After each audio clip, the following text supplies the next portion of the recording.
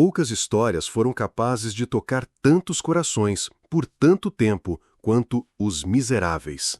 A obra-prima do escritor francês Victor Hugo, publicada em 1862, atravessou os séculos e encontrou novas formas de ser contada. Peças, filmes, musicais e, claro, a belíssima poesia cinematográfica lançada em 2012. Mas além da trama envolvente, das músicas emocionantes e da fotografia impecável, há uma mensagem profunda escondida nos detalhes dessa história.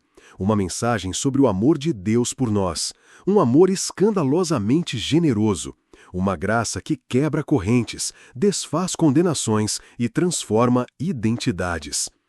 O filme começa com vozes graves, correntes pesadas, corpos suados e esmagados pela injustiça.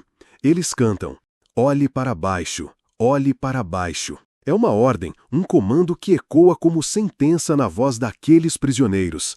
Não olhe nos olhos deles. Não há Deus lá em cima, apenas um inferno lá embaixo. Você sempre será um escravo. Essa música de abertura é um lamento coletivo, um coro de almas esmagadas pela culpa, pela vergonha e por uma sociedade que já os descartou.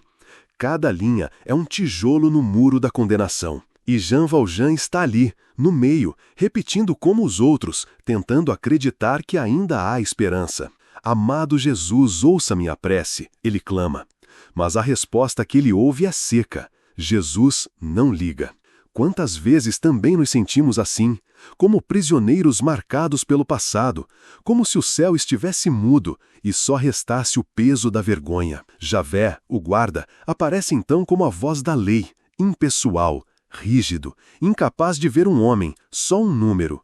Prisioneiro 24601. Ele entrega um papel, um distintivo de vergonha, um lembrete de que Jean Valjean nunca será verdadeiramente livre. Esse início nos mostra o abismo que separa a justiça sem amor da graça de Deus.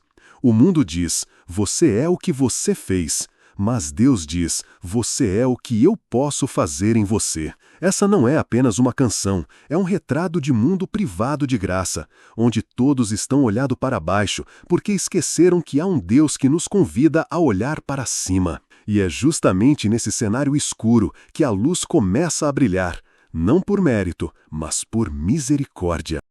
Valjean passava a vagar sem rumo, um forasteiro indesejado, sem nome, sem dignidade, com um único documento: sua condenação, para alertar aqueles que porventura cogitassem lhe dar um trabalho ou um abrigo.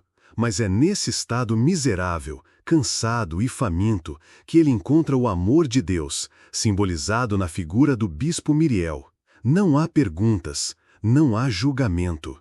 Há uma mesa posta, um banquete generoso, um lugar de descanso. Aquele que o mundo havia pisado agora é tratado com honra, como um filho esperado. É a imagem mais clara do coração do Pai, que nos recebe como estamos. Mesmo sujos, cansados e desprezados, Ele nos lava e oferece vestes limpas. Mas mesmo depois de tudo isso, Valjean rouba. Ele trai a confiança, volta à transgressão. Como é fácil nos vermos nessa cena. Quantas vezes, mesmo amados, ainda escolhemos o caminho do erro, da escravidão. Valjean é pego, levado pelos guardas, pronto para voltar à prisão. Mas então, o padre faz o impensável. Ele diz que os objetos foram dados como presente e ainda entrega os candelabros de prata da igreja como prova de sua confiança. E pronuncia a frase mais impactante de toda a obra: "Com isso, comprei sua alma e a entreguei a Deus". Essa atitude quebra Valjean. Ele não grita, não acusa, apenas age com graça. Graça, esse amor que não faz sentido. Essa misericórdia que constrange, que transforma. Valjean então percebe: há outro caminho. Ele não precisa ser o que o mundo diz que ele é. Ele pode ser novo, ele pode recomeçar. Na atitude do padre, vemos o mais puro exemplo da frase atribuída a São Francisco de Assis: "Pregue o Evangelho, se necessário, use palavras". Em um monólogo de arrependimento, Valjean canta: "O que foi que eu fiz? Doce Jesus, o que foi que eu fiz? Tornei-me um ladrão na calada da noite, um cão fugindo sem rumo. Caí tão fundo. Será que já é tarde demais? Mas ele me ofereceu liberdade. E agora eu sinto a vergonha dentro de mim, como uma lâmina. Ele disse que eu tenho uma alma. Mas como ele sabe? Será que há outro caminho a seguir? Jean Valjean não é mais nada. Uma nova história deve começar. Valjean desaparece e renasce. Anos depois, é um homem respeitado, um benfeitor, um líder. Ele dá porque recebeu, porque quem experimenta a graça aprende a transbordar. E então ele encontra Cosette, uma menina órfã, indefesa, desamparada. No leito de morte de sua mãe, Fantine, Valjean prometeu que cuidaria dela. Agora, diante daquela criança frágil e triste, Valjean não hesita. E ele a adota, não por caridade, não por vaidade. Ele a adota por amor, o amor de quem escolheu amar. E passa a viver por ela, por protegê-la, ensiná-la, guiá-la, aprendendo no caminho a ser pai. Porque amar é isso, é sair da zona de conforto, é servir mesmo quando é difícil. Foi isso que Deus fez por ele, é isso que ele faz por Cosette. E nesse amor paternal, Valjean redescobre a graça e a esperança nesse mundo. Mas nem todos acreditam na transformação. E eis que volta a aparecer Javert, um dos poucos que conhecia o passado de Jean Valjean. Metódico, rígido, legalista até a alma. Ele representa o olhar farisaico, o filho mais velho da parábola, o que sempre esteve correto, o que cumpre as regras, mas não entende o amor. Ele persegue Valjean com obsessão, quer provar que ele ainda é um criminoso.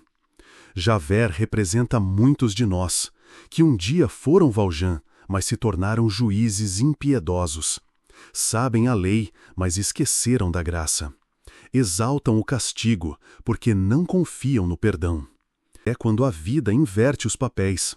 Valjean tem a chance de se vingar, mas escolhe poupar Javert. E Javert não entende. Ele canta dilacerado. Quem é esse homem? Que tipo de demônio ele é, para me apanhar numa armadilha e escolher me deixar ir livre?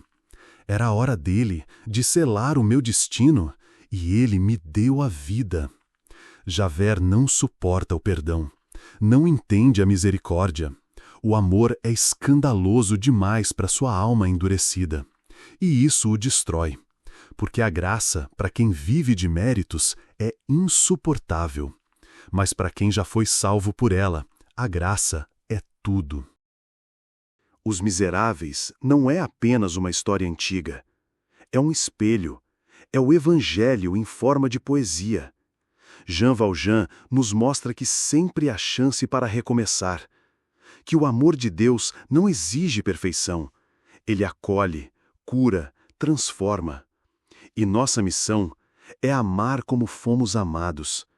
Que sejamos mais como Jean Valjean ou como o Bispo Myriel, e menos como Javert, porque a verdadeira justiça é temperada com misericórdia.